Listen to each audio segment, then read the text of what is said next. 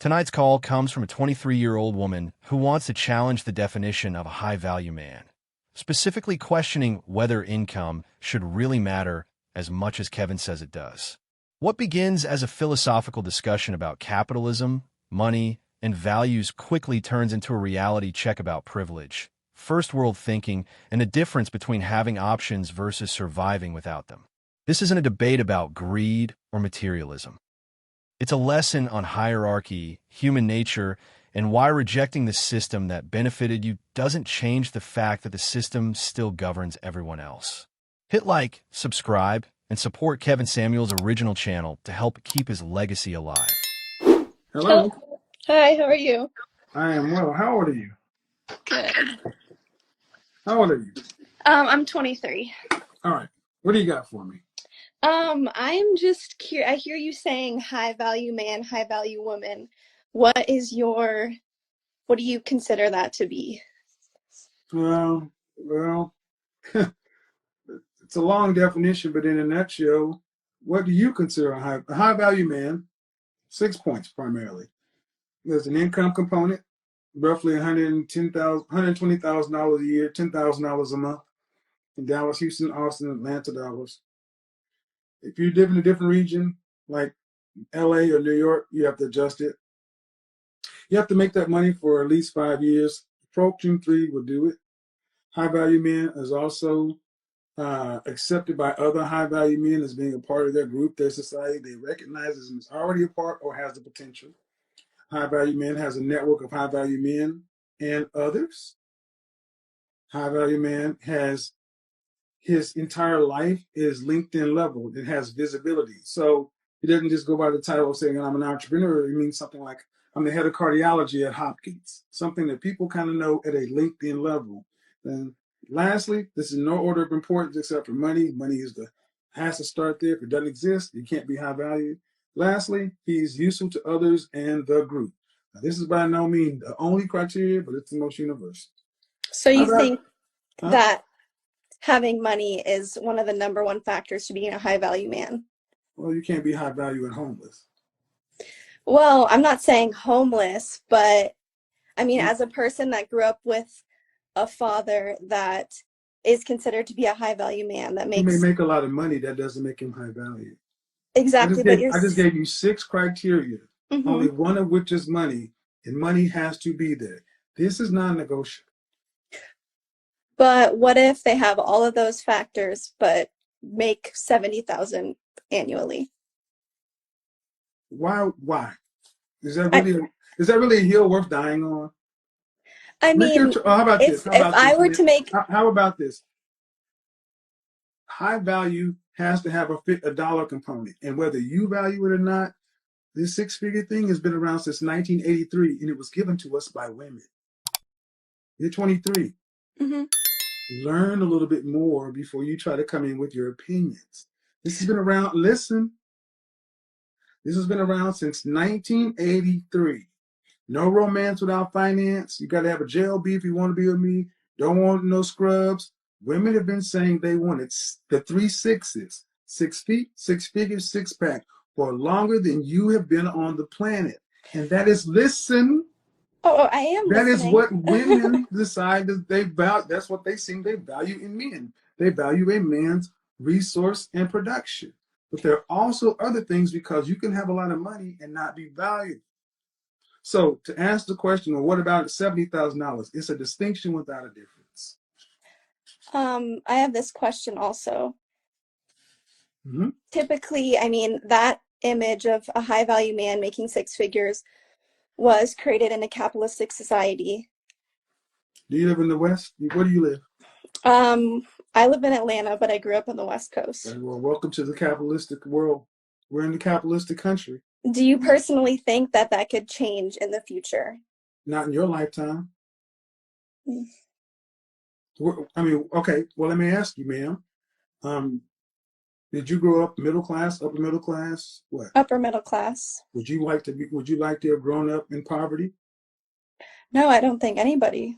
Well, would you rather switch it to go live a life of a poor righteous teacher? Um, Personally, yes. Okay, well, that's your option. See, that's the thing. That's what money affords you. You grew up upper middle class, so you can sit back and think about philosophy of this and that. But when you're hungry and grew up in the projects like I did, where you Mhm. didn't eat for days, we didn't have first world problems like many people who No, grew I up like you understand. did. So understand something. You have only known life through your father and your family's production. You can choose to go out and live somewhere else, but I'm going to ask you a question. What system of government is better than capitalism? Um, well, what would you say about Sweden or Norway, countries that are more of a socialist country? They're socialist as far as their politics, but they're capitalistic as far as their finance. Yes, but their emphasis is not on, it's rather on people rather than Right, and property. they're Like and you're typically okay. in And our society, what I say, it works very well. It works very well for small, extremely small places. But show me where you have that with hundreds of millions of people. yeah, you are right. No. Yeah, makes So, sense. so I mean, I get that there's some people.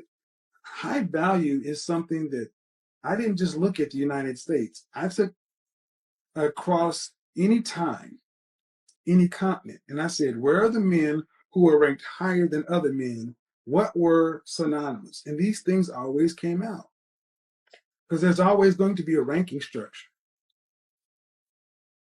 What is your definition of a high value woman then? She's attractive and appealing. She has a comforting character. She's discerning and disciplined, liberating and loyal. She's enthusiastic and exuberant. So none of that has to do with how much she makes, though. Because your money matters not to us. Yeah, I I guess. mean, no, it doesn't. If so, then you should be able to show me women who make a lot of money who are below average looking with high value men. They're not. Women typically, a woman's currency is in her beauty, her womb, her cooperativeness, her submission. A man is in his resources, his ability to compete and produce. Michelle Obama, Ruth Bader Ginsburg, these are Hold all on, Michelle Obama extremely. did not marry a bum. She married Yes, a he man. was in law school. I mean, But okay, Michelle Obama did not marry a guy on the corner. Barack was in Columbia and Harvard, ma'am. I understand that. I'm not saying like a bum, a homeless man. I'm saying someone that makes 31,000 to 70,000 a year. Do you know about Barack Obama and why Yes, Michelle? he You know yes, he what? was a law But you student. know exactly. And he was the president of the Law Review, and he had political aspirations. That's why she got with him because that was a political marriage. Ruth Bader Ginsburg, ma'am. Sure. What is my question is this? You live in observable reality. It seems like you have an issue with money. Being Because I mean, personally growing up with money, it can ruin people. Well, It can ruin a here's what you can choose relationship. to do. Here's what you can choose to do. You can choose to say, Mom and Dad, I don't want any inheritance, any insurance money. I want none of it. I'm going to give away all. Did you go to college? Yes. Did they pay for it? No. Okay. You can A choose to scholarship. Okay, you can choose to give back anything your parents have given you after 18 years old, and you can walk the earth like Kung Fu. You can go through life like Gandhi if you choose to, because you're an adult. You can make those choices. But here's one thing I will almost guarantee you very few of the people who grew up in your neighborhood will follow you. They like lights, I agree with central that. heating, I air, definitely and Whole agree with that. Foods. The reason why I'm questioning this is because Because it's I a did first not, world problem, man. That's really what it is. It's a no, it's first because, world problem. yeah, it is. I grew up, my family didn't grow up with money. As I grew up, that's when we got more money. I Well, mean, your family, what do you mean your family didn't grow up with money? my dad, he made his own money from as soon as we were all born. Like he didn't have anything, basically. And That's why I'm saying, did he make and you yet live? Okay, so let me ask you, he made his money for his family because he didn't grow up with it. yeah, he grew up with nothing. And then my Okay, mom married him when he had nothing. but when he had nothing, he made it, then he had a family. Did he make you guys live like he lived prior to the money? No, because Exactly. in this capitalistic Exactly. society, But why didn't he do that? because he's been inundated by the No. idea of Listen capitalism. what I'm asking. You If said, if why your did he yeah, do your that father for grew up his with family? nothing. Your father grew up with nothing, right? And then he married your mother, and she married him when he had nothing. Yet Hmm. he made his money and provided for his family more than he had growing up. If nothing created your father, why didn't he give you and your siblings nothing to create somebody like him? Because he is a man that was inundated by a capitalistic society. Because he wanted you to have better than he did. Trust fund Becky. That was funny. It's true. Yeah, You I get admire it, your father definitely. for who he is, but he said, you know what? I knew what it was like to not have to do this. And as a man, I don't want to do that to my child. So you can sit here and make first world arguments with seems like nice lighting. You don't seem like you've missed many meals. Congratulations. And you seem got all your teeth, your hair is nice. You have not missed any of this stuff. See, I think it's interesting that, you know, maybe it's a part of even considered white guilt. Enjoy your money. There are people No, who love it. Or I'm get very, rid I'm of it. Do whatever. You're 23. Where do you live? in outside of Atlanta. Are you with mom and dad, or you have your own place? I'm with them because I have a broken foot. Well, I'm sorry, I had a broken ankle. But after your foot's not broken, are you going to go to your own place? Yes, going to grad school. Who's paying for that? Myself. Good. See, and then from that point on, here's what you really have to do. If I say follow the money. After grad school and everything else, you get to decide to reject capitalism and live whatever way you want to. It's your choice, but you have that choice. There are Yeah, people I'm on very the other grateful to side have of that Atlanta choice. who don't have that choice. Yeah, I'm very aware. There you go. My other question that I have, We got to wrap this up because I got more people to get to. just what about these women that you're talking to where you're calling them fives and six? Like the last woman you were talking to is Hold on, I'm beautiful. calling them. Oh, excuse me. I'm calling them what they are. And often when I ask a woman to rank themselves, so don't say I called them. I ask them to rank themselves. Be accurate, young lady. I What did I guess. ask that last lady? No. If you're gonna do You this, do asked it. if she was aggressive, No. if No. she was The impatient. last one, which the only one that got a ranking was the woman who was in Kansas, and I asked her to rank herself, Hmm. and then I gave her a ranking. Do you not think that you have a ranking, young lady? I wouldn't rank. Why would someone rank themselves? I asked you, do you think you have one? A number? Yes. Yes. A scale of 1 to 10, you have one. Not personally, no. Well, I guarantee you this: you have one, because that's how men are. We're visual. And I don't understand why you ladies think you can just remake men in your image. That's who we are. Men are visual, and women rank men based on productivity and resources. That Hmm. seems to work out well for you guys. If not, why don't we all go back to cave and be hunter gatherers? If all of this shit doesn't matter, It doesn't.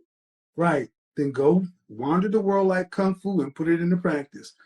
But while you're sitting up with a broke foot and insurance, I think it's pretty rich with first world problems to say, oh, this doesn't matter when you have options and most people don't. I understand that. All right, have a good day. You too. I'm equal opportunity. What'd you think? I was going to not tell her? You're average too.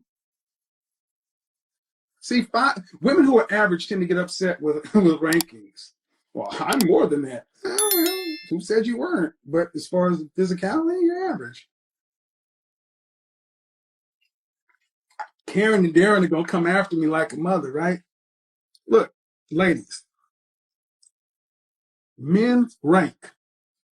I guarantee you, if Brad, Lee, Ahmed, and Enrique and Keith could come out and tell you the truth and not fear cancel culture or complaint culture, if they could come out and say the truth without fear of retribution for losing their jobs or being kicked off campuses, you would hear men speaking more truth.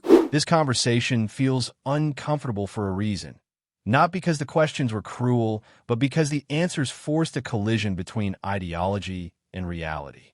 What you just watched wasn't an attack on youth, intelligence, or morality. It was a reminder that good intentions don't cancel out real-world consequences, and ideals don't override how societies actually function.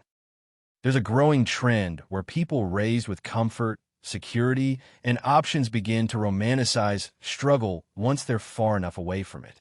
Capitalism becomes a villain only after it has already paid the bills, fed the family, and created the safety net that allows philosophical objections in the first place. It's easy to question money when hunger has never been a regular teacher. It's easy to downplay resources when stability was inherited, not earned. What this discussion exposed is something deeper than definitions of high value. It revealed how often people mistake rejection of a system for independence from it. You can dislike the rules, criticize the game, even morally oppose the structure, but that doesn't mean the structure stops applying to you. The market doesn't care about your intentions. Reality doesn't negotiate with beliefs. High-value men aren't defined by money alone. But money is the threshold that allows everything else to matter. Purpose, leadership, usefulness, and legacy don't exist in a vacuum. They require infrastructure. They require resources. And pretending otherwise doesn't make it noble.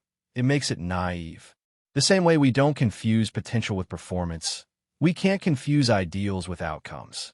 What's most revealing isn't disagreement, it's detachment. Detachment from how men actually compete, how families are actually built, and how hierarchy has existed in every society that has ever sustained itself. You don't opt out of rankings by refusing to acknowledge them. You simply lose the ability to navigate them effectively. This conversation also highlights a recurring pattern. People want the benefits of structure without the discipline that structure requires. They want the safety, the comfort, the options, but not the accountability, hierarchy, or sacrifice that produces them. And that disconnect is where confusion lives. Not in malice, not in ignorance, but in unrealistic expectations protected by comfort. At the end of the day, this isn't about right or wrong. It's about clarity. About understanding that the world doesn't bend to our ideals just because we're sincere. That value is measured by what others are willing to exchange for your presence, your effort, and your contribution, not by how you personally define yourself. You don't have to like the rules, but if you want to win, build, or lead within reality, you have to understand them. That's the lesson here, and that's why these conversations matter.